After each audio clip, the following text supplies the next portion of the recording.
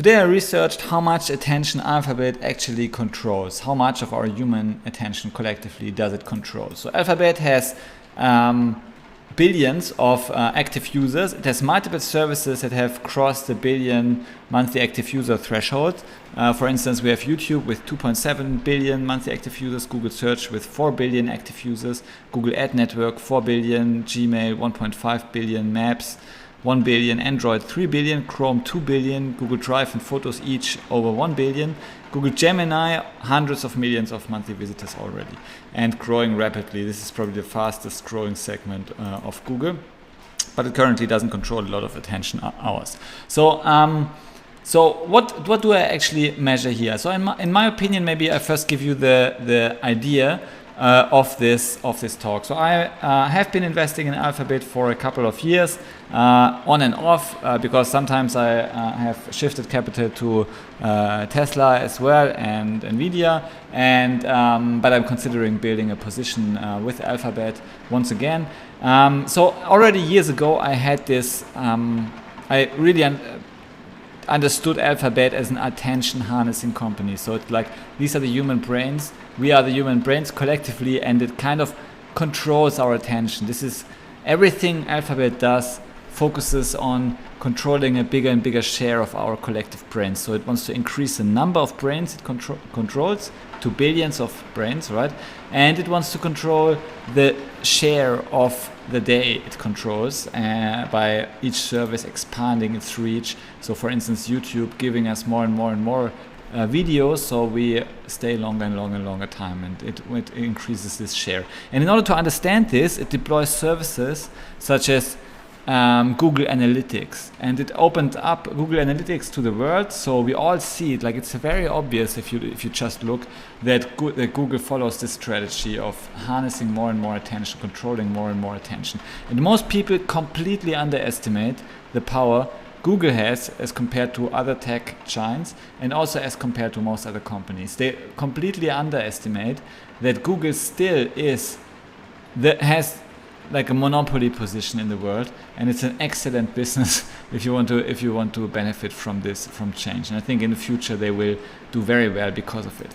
So let's have a look at the different services and my calculation. So this talk should be like objectively just quantify how much attention does Alphabet control, and we will have some takeaways after this talk, but the takeaways are more subjective, so I try to be as objective as possible during the talk. So 99% or 95% of this talk will be objective, and then I will give my own opinion in the last 5%. So YouTube, here you see the chart of the number of users on YouTube and the average time spent minutes per day, which is like between 40 minutes to 47 minutes and growing. And the number of YouTube users has been growing in the last decade from 1 billion to 2.7 billion. So we have today we have 2.7 billion people spending 47 minutes per day. And yeah, we currently have bad weather. Just ignore the weather-related noise.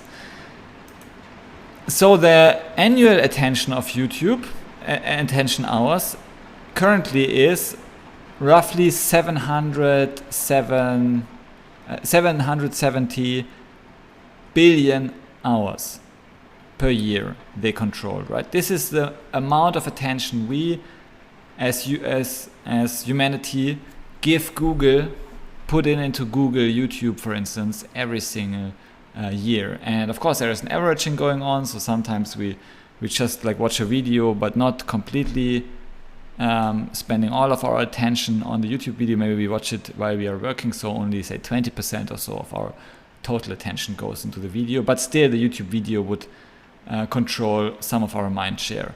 And interestingly, this number grows by 15.31% in the last 10 years. How did they do this? They expanded the service, they expanded the number of users, and they expanded the time spent per user. By expanding both, they achieved this double-digit growth rate of the attention hours per year. Okay, so here we have like 780 billion attention hours per year. So YouTube, therefore, is one of the most relevant Google services. And I have actually made this graphic here at the end where I compared these different services against each other. But let's maybe go quickly go through all services. Next up, Google Search. This is how they make still most of their revenue, but actually it's a small portion of the attention hours they control. So they decided to monetize only a small portion of their attention hours they control. And the rest they just keep as like to farm more and more attention, to grow the attention. They don't want to harness all the attention. They don't want to monetize everything, right? They want to keep the attention, harness the attention, and only harness what they need. Maybe increase what they are harnessing by 20% or so every single year. Kind of a dystopian view, but I think it's very accurate as well. Okay, so Google Search has 4 billion people, and each of them issues, say, 1,000 queries on average per year, and so we have 3.5 trillion queries per year. Now, how much time do they spend on a query? Here, the Google Search time spent. So this is not time spent on the web pages they then subsequently explore, but this is just time spent on the search page itself, and this time could be monetized, and it is monetized, right, with the Google Search ads that are presented to us.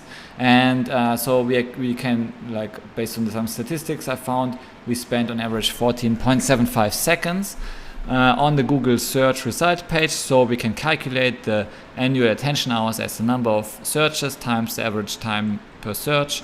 And we see we have an 11.6% growth rate, and we currently have like 14 billion attention hours in the year 2024. Next service, Gmail, which is actually much larger in terms of attention hours. So we have 2.2 billion users, and they spend much more time on email than on search. And theoretically, this attention, they spend it, Google controls this attention. They decide not to monetize it very much, right? You don't see ads or so while answering emails, but they could present ads, they could do other kinds of monetization. And again, as I said, it's it's subjective and futuristic to discuss ways to monetize it. Maybe there are also ways, of course, there are also ways to monetize it in the context of AI and just using the data to do smart decisions, to influence and so on. Yeah, because you are also controlling emails from very important persons like politicians and so on. So you could harness this power as well. But this is not about how to monetize. This is about how much attention they control directly. They could, tomorrow, they could upload a new software update and somehow use this attention. So this is what I mean with controlling the attention. They could have a software update with Gmail, and then it would affect 2 billion users spending 1 to 4 hours on emails per day. So that collective attention hours, if you calculate it, is pretty large, 1,600 billion attention hours every single year. So we have more than 1 trillion attention hours on Gmail and Gmail related services, right? And with a high annual growth rate, so people are still spending a lot of time on Gmail. If you think about it, professionals often spend half of their day on email, answering emails, right? And this is basically most of their work. And so maybe even if you cut it in half, it would be significant, right? It would be 700 billion. And I even, with this 2 hours a day, I used a figure that is seen as conservative, because many people, there was also some statistics showing that people are spending 4 hours or so on average on email. But I just use this 2 hour number here, and this could be cut in half, as we will see. I will give an overview in the end, but it's still it's not so relevant. It's only relevant to show the order of magnitude of attention hours it controls. And I used the best data I had to estimate this, and the best data I have shows that Gmail controls 1,600 billion attention hours per year. And now we will see one of the most important, I think the most powerful service Google has, Google Chrome. So Chrome already has 3.2 billion users, and they spend roughly 3.5 hours a day on Chrome and related services. And the number of users has been growing, and also the time spent on Google Chrome has been growing. So there is some overlap, right? Because if you are on Chrome, you may watch YouTube on Chrome, or you may answer emails on Chrome. So there's overlap. It is not additive. It is a portion of it, maybe there's overlap, but the overlap actually means that they just have more control, right? Because they can run ads on Chrome and they can run ads in YouTube, right? For instance, if we would just focus on ads, but of course there are other ways to monetize. They could launch their own service and then promote their own service to maybe people high in the decision food chain. They could offer, like, they could advertise something of their interest, a very expensive service, say for Google Cloud. They could advertise to CEOs only, right? Because they know who the CEOs are, and they know which people decide on expenses in companies, and so they could advertise specifically to them on their Chrome browsers and on their YouTube, right? And if they see the ad now for the Google products on Chrome and on YouTube and on Gmail, then it would influence their decision even more, right? And they would maybe buy the service with a higher probability if they see it across different services. So you see, Chrome also has the highest annual growth rate of 29%. Attention hours in billion is like 4 trillion, so 4,000 billion attention hours every single year. Then next one, Android. Android is also like a powerhouse. They have 3 billion users, and it's partially controlled by Google. And Android is not as strong as an asset, in my opinion, as Chrome. It is in a way stronger because you run ads and Chrome only looks at the browser, right? And Android is actually an operating system, so they have much more. They can control all applications that run on top of this operating system. So all kinds of applications that run on Android phones can now be controlled. Not only the applications that run in browsers, not only the games running in browsers, but maybe also the games running on the Android operating system could now be controlled in a way by Google, and they could find ways to monetize it. If it is like, if not through ads, they could maybe just harness the data and use the data for AI-related services or products that they can use indirectly, right? So they would indirectly harness the attention hours of the humans, maybe playing third-party games on their Android devices, and maybe train their own AIs that really understand those humans better, and those AIs could then recommend products also that would be relevant for Google or Google partners, and this way they would indirectly monetize each attention hour of an Android user. So there's like direct monetization, for instance ads, or direct sales, for instance YouTube Premium. It would be direct sale, money going directly from the user to Google, and it is proportional to the attention hours spent on YouTube. So if you have more attention hours on YouTube, they get more YouTube Premium sales.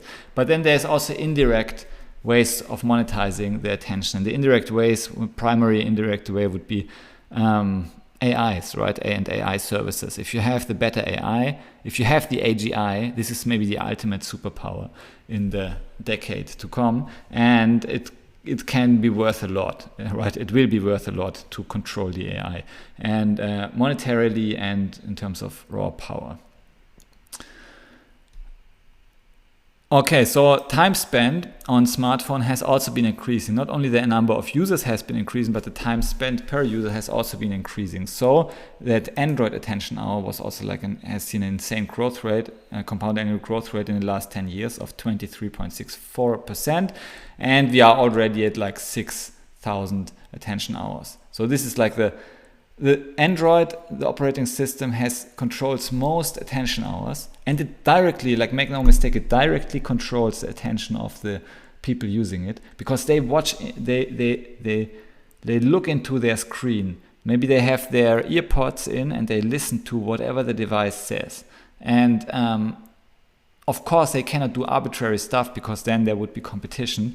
So if they would directly maybe violate the trust the user gives to them, then there would be competition coming up that offers maybe more, that wouldn't violate the trust, that maybe wouldn't as strongly monetize the user.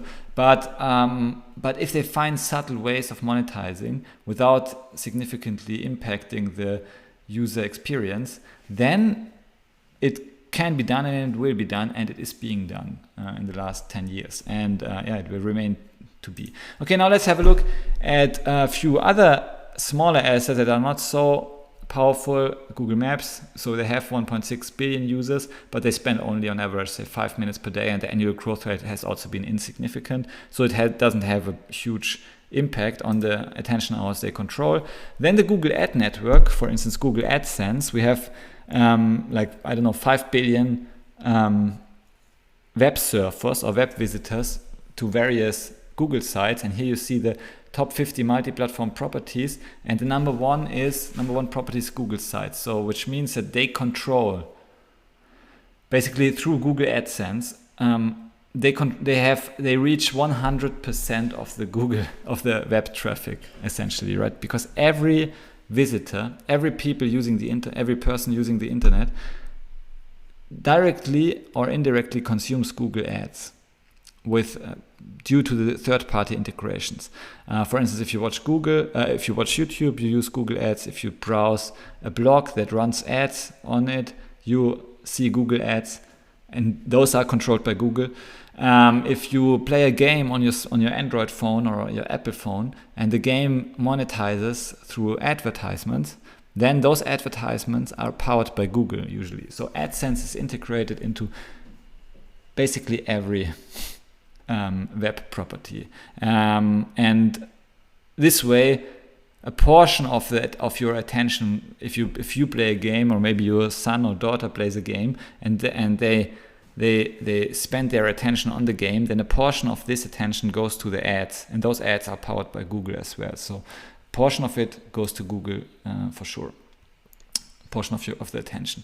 And Google Photos and Google Drive also have 2 billion users each. They spend maybe 10 hours a year or so, getting us to 20 billion attention hours per year. These are I didn't spend now a lot of time analyzing this because it's not so relevant. And so here as an overview, you see Google Photos is not so relevant, Google Maps not so relevant, Google AdSense. I was very conservative with this estimation. Could be far higher, but I just used the most conservative way of approaching it. Google Search, not so relevant in terms of attention hours, but they highly monetize it. So Google basically as a business strategy decides to monetize only small portions of their attention hours in order to stay under the radar. They could instantly 10x their profits. And this is like my base view of the Google. Now it gets into my opinion, right? Everything until now is more or less statistics and can be proven by research, by online research, proven by data. But now it comes my opinion. My opinion is they are currently only harnessing YouTube ads and Google search, and they basically increase the degree of monetization. They monetize maybe only 10% or so at YouTube, and maybe 15% or so of Google search attention. They could monetize it much more aggressively, but they decide not to do it because having this huge amounts of revenues that is far higher than any other company would make them the big target in the world, and it would basically destroy their monopoly, right? They would self-destruct if they decided to monetize all of their attention hours. So they gradually increase their monetization degree and in terms gradually increase their profits every single year by say 20% or so per year. So they always stay at the top. They are always one of the top 5 companies, but they never become quite the top. They never become the top number 1 company. So there's always another company being the target. But and by doing so, by offering most of the services for free, like Chrome, like Android, by not deciding to monetize those big players in the attention space, they always maintain control. So they always can tie it up. They always could monetize a portion of it, and they will gradually do so over the years, over the decades. But they remain in total control, and nobody can dethrone them, right? And even if you look at if you look at the growth rate here, I plotted the current in year 0, which is 2024, and you see, and I assume the growth rates persist for 5 years of the different services, and you see that Chrome and Android will remain the dominant services. They have the highest growth rate, and they have the highest base, right? So they are kind of our big players. Google Mail, they decided to partially monetize it already. So they use some ads in Google Mail and some services. And the other, like those services, most of their revenue today comes from those services that actually have very little attention hours compared to the other ones, right? But they could at any point decide to place small ads, maybe only ads for their own services like YouTube Premium or so, on the Google browser. Like it would be very non-intrusive, but by doing so, they would suddenly harness a huge amount of attention hours, and probably nobody would complain, right? And they could like 10x their profits or so. So final words, in total, Alphabet controls at least 13 trillion attention hours. So if you sum it all up, you see they control 13 trillion attention hours annually. And now let me quickly go on a tangent here. So if it is 13 trillion attention hours, assume, now you would ask yourself, what is 1 hour of attention of a human being worth? And it is worth a lot, right? Especially with inflation, with the debasement of the currency, especially with AI and data being the number one asset in our world. So if you hire a human attention hour, you would have to pay $10 at least, maybe even much more, because $10 is like an average. So if you hire a person for a month, you would pay on average $10 per hour, but most of the time he wouldn't spend their attention with you, right? They wouldn't give it to you. So $10 per hour is a low figure of the value of an attention of a human being. So the attention of a child, for instance, would be much higher, the value of the attention. So if you have 1 hour of attention of a child, you could significantly change the way this person thinks, right? And if you would change the way this person thinks, maybe through your algorithms or so, through the selection of topic, or maybe generative AI, as it becomes integrated into services like YouTube, it could generate content that ever so slightly nudges the person consuming the content into a direction that benefits you and your goals and targets, right? And you could even like influence, say, very important persons, right? For instance, Trump or Biden, right? So the presidents of the United States. Or you could influence maybe CEOs or CTOs that decide on spending of their cloud infrastructure, right? You could influence them by selecting content, by generating content dynamically that nudges them into purchasing your products, for instance, or purchasing the products of your partners. And thereby, the value of the attention of an attention hour could be significant. It could be like $1,000. It could be $10,000. It could be 1 million, 10 million, 10 billion, 10 trillion, right? It could be like any number. So a single person could decide on $100 billion spent, right? A single person at Apple, maybe they decide one day to spend 100 billion on something, right? On maybe an investment or so. And this 1 hour where they actually do the decision, this 1 hour would be worth 100 billion. And thereby increasing the average value per attention hours by 10 cents in only one decision, right? So if I assume a monetization degree of 10 cents per hour, this is basically very, very conservative. It could be significantly higher, but if you assume so, I would say we could easily argue that 1 hour of human attention can be worth like $1 or so, right? But then, okay, you could argue that they don't control all of the attention. Maybe you could argue that they cannot actually harness the attention, monetize the attention, because people would go to other services, right? All of this might be true, but on the other hand, you could argue that Gemini and AI services promise like even more attention control, and in a post-AI world, in a world where we have AGI, where we need to train and feed our AGI with data, the human attention actually becomes much more valuable than only 10 cents per hour. So there are arguments for both sides, and assuming like 10 cents per attention hour is the lower bound assumption we can make, because currently YouTube is monetized at roughly 10 cents per hour in profit, right? So if you look at YouTube ads, you would make maybe 10 cents per attention hour you get on YouTube. Okay, but if you assume like this 10 cents across the all the services, then, and assuming we have 13 trillion attention hours, then we could make $1.3 trillion in profit every single year already if we just decided to do so. Of course we can't, right? Because if we did, then there would be a revolution, right? People would just destroy Google. There were other companies have been divided up that had too much power, and that's why Google decides to give most of its services for free. Also, it gives them like this. They remain very robust. They remain under the radar, and they can keep growing their revenues, their profits every single year, and nobody is actually putting too much pressure on them.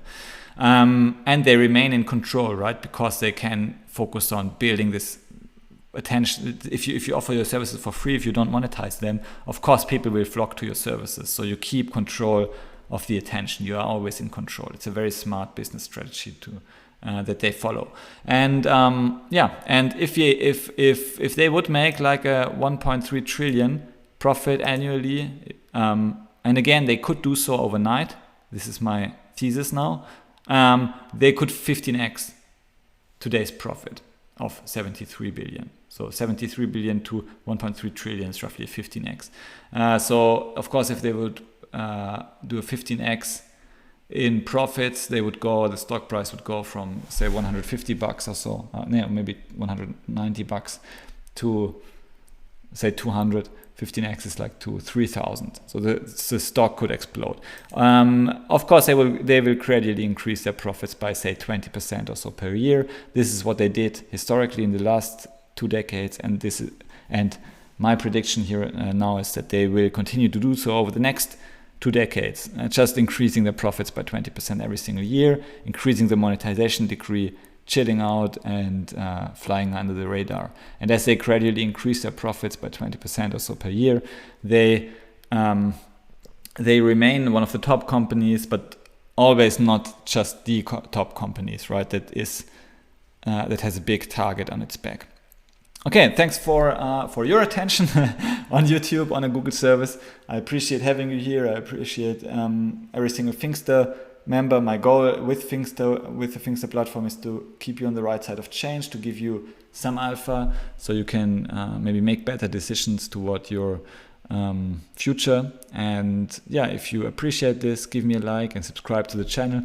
You can also join my free email newsletter. Just go to finxter.com and subscribe to any of the forums. It's free. We already have 160,000 tech enthusiasts. I should say maybe 140, because I removed 20,000 people who didn't often open my email. So I only want to have active members that actually engage with the content, that are interested in the first place of remaining on the right side of change. And so you can join for free as well. You can also join our paid program, academy.finxter.com. This is how we monetize at Finxter. This is how we can offer sorry about that. This is how we can offer our content for free. So 95% of our content is free, and we monetize with the Finxter Academy. Thanks again for watching, and check it out. Check the academy.finxter.com. We have lots and lots of AI courses that help you be on the right side of change and become proficient and successful AI engineers. Thanks for watching, and see you in the next video. Bye.